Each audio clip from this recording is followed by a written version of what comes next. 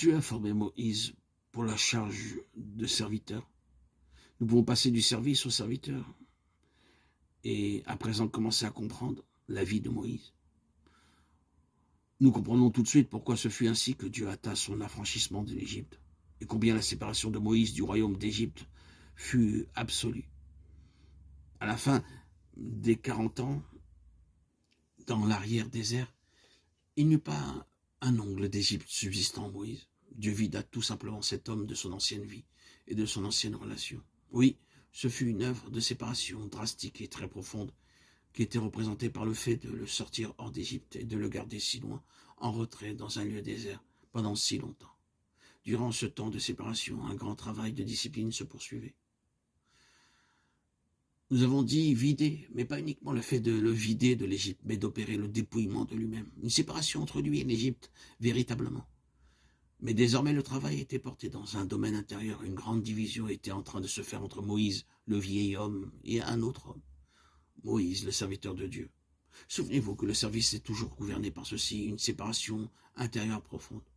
Il ne nous suffit pas de sortir du monde et de devenir des membres du peuple de Dieu. Quelque chose de plus que cela est nécessaire. Toute la vie du moi en nous doit être absolument traitée. Et là, une grande séparation doit avoir lieu. Le Moïse fougueux, bouillant et impulsif doit devenir le Moïse doux, patient, calme, apprenant peut-être par-dessus toute chose la douceur et la patience.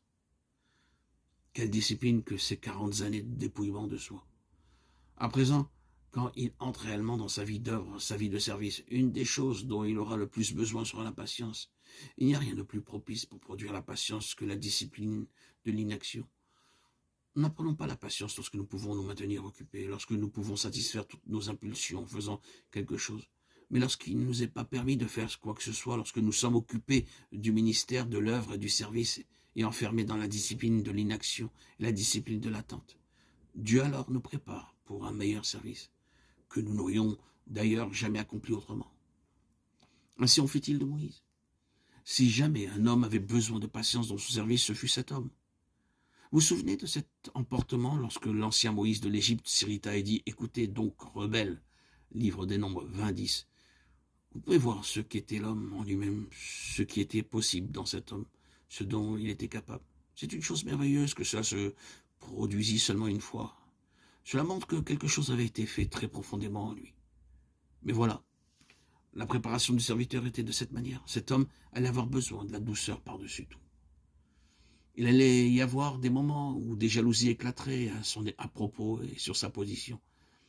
Est-ce seulement par Moïse que l'Éternel parle, n'est-ce pas aussi par nous? Livre des Nombres 12-2. Des jalousies, oui.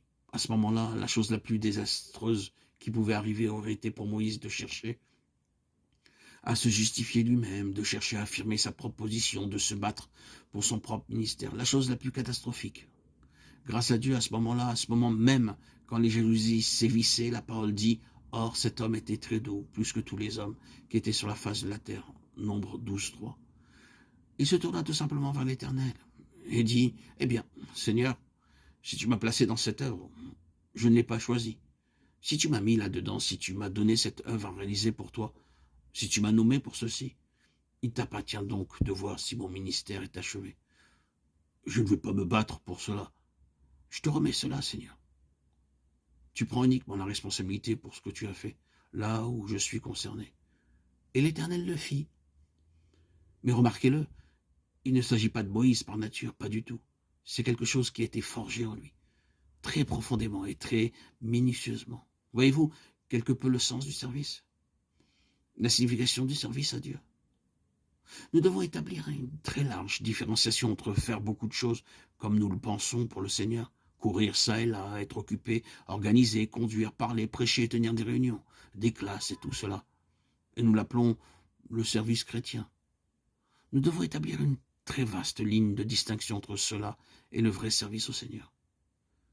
Le véritable service au Seigneur est l'affranchissement d'un peuple de ce monde pour lui et la formation selon Christ de ces personnes pour une vocation céleste, et une vocation céleste, actuelle, non ultérieure. Vous pouvez tester votre service par ceci, la mesure d'émancipation des personnes qui viennent sous votre influence, et la mesure de la formation de Christ qui est à l'œuvre. Voilà des choses qui sont le service. Et alors, vous découvrirez quant à l'autre axe de choses avec tout le mouvement, l'activité, l'ardeur et le travail enthousiaste que cela n'appelle pas beaucoup de patience de cette sorte.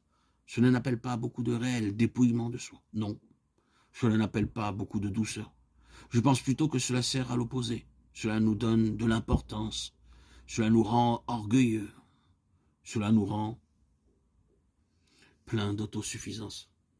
Cela nous rend sûrs de nous.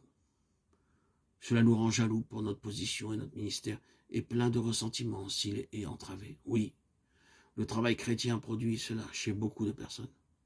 Le vrai service peut être testé par ces choses, et le véritable serviteur peut être testé par la mesure de ses vertus de Christ, complètement désintéressé, vidé de soi.